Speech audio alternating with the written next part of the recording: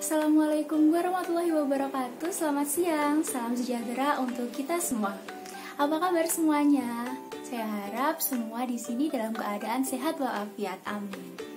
Oke, sebelumnya perkenalkan, nama saya Nurul Aziza. Saya mahasiswi dari Fakultas Ekonomika dan Bisnis Universitas Negeri Surabaya. Nah, saya merupakan salah satu mahasiswi berprestasi kategori Sarjana Muda Universitas Negeri Surabaya tahun 2021. Oke, senang sekali rasanya pada kesempatan kali ini saya diberi kesempatan dan dipercaya untuk menyampaikan sebuah materi tentang tips and tricks bagaimana sih caranya agar kita bisa lolos seleksi pemilihan mahasiswa berprestasi. Oke, sebelum masuk ke materi, aku mau nanya dulu nih.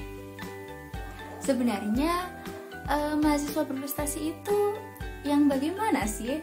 Apakah selalu mereka yang punya banyak penghargaan, ataukah mereka yang IP-nya selalu naik? Atau mereka yang udah juara nasional? Atau mereka yang rajin banget gitu? Apakah harus yang seperti itu? Oke, jadi teman-teman, mahasiswa berprestasi adalah sebuah apresiasi, sebuah bentuk penghargaan kepada kita para mahasiswa yang udah berjuang, yang udah bekerja keras dalam hal akademik maupun non-akademik.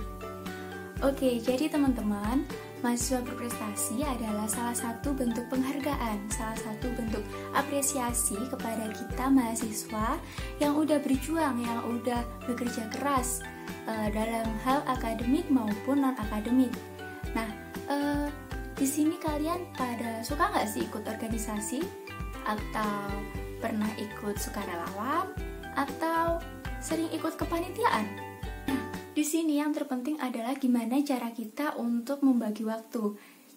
Terus gimana sih caranya membagi waktu antara kuliah sama organisasi?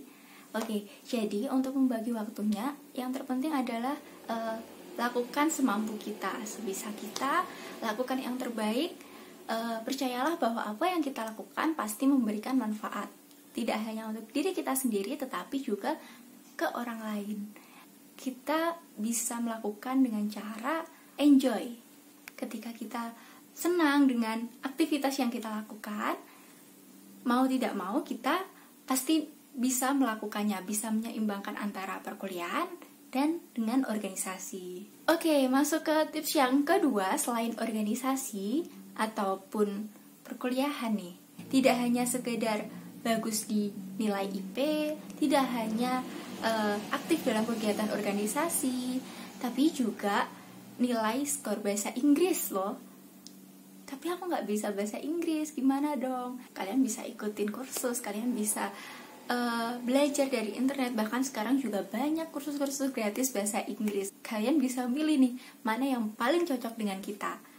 Tips yang ketiga adalah punya ide kreatif. Gimana nih maksudnya? Jadi untuk mendaftar mahasiswa berprestasi itu pasti kita disuruh untuk memberikan presentasi. Presentasinya ini berupa karya tulis. Nah, tapi aku nggak bisa nyusun karya tulis ilmiah nih. Kalian bisa loh ikut program UKM di kampus tentang karya tulis, itu pasti ada di kampus kalian.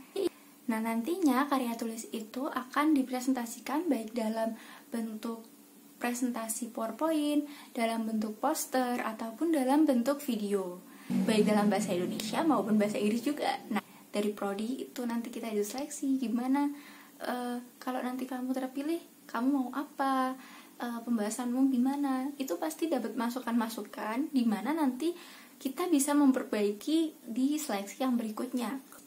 Yang terpenting adalah kita paham akan presentasi yang kita bawakan, kita paham akan produk atau jasa yang kita tawarkan dalam karya tulis tersebut, apa yang kita bahas, apa yang menjadi tujuan kamu, kenapa kamu mengangkat hal tersebut, apa manfaatnya bagi lingkungan sekitar. Nah, hal-hal tersebut yang harus kita pahami lebih mendalam. Untuk tips yang selanjutnya adalah menyiapkan berkas-berkas administrasi dari jauh-jauh hari. Jadi ketika udah ada pengumuman nih, akan ada seleksi mahasiswa berprestasi, persyaratannya A, B, C, D, E, F, G. Nah, itu kita harus segera mempersiapkan, segera di-scan, segera dikumpulkan dalam satu folder. Jadi nanti kalau ketika mengirim formulir kita sudah siap, kita nggak keteteran lagi, nggak bingung harus cari apa aja nih yang harus kita cantumin. Nah, masuk tips yang terakhir. Tips yang terakhir adalah percaya diri dan yakin. Jadi di sini setelah kita bekerja keras dalam menyusun gaya tulis, bekerja keras untuk belajar bahasa Inggris, kita harus yakin bahwa kita bisa melakukan yang terbaik versi diri kita sendiri. Kalau kita sendiri nggak yakin, gimana orang lain mau yakin sama kamu?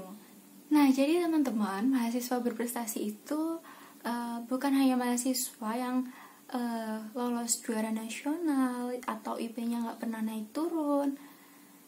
Yang terpenting adalah mahasiswa berprestasi itu mereka tidak hanya berprestasi dalam bidang akademik, tapi juga non-akademik, mempunyai attitude yang baik.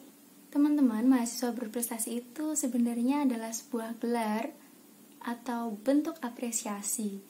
Yang terpenting adalah tindakan kita selanjutnya.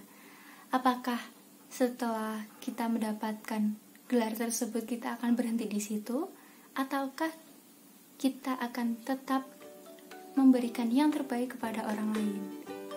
Oke teman-teman, jadi semoga kita semua di sini menjadi mahasiswa yang tidak hanya berprestasi, tapi kita juga mempunyai pribadi yang baik dan mampu menebar kebermanfaatan kepada orang lain.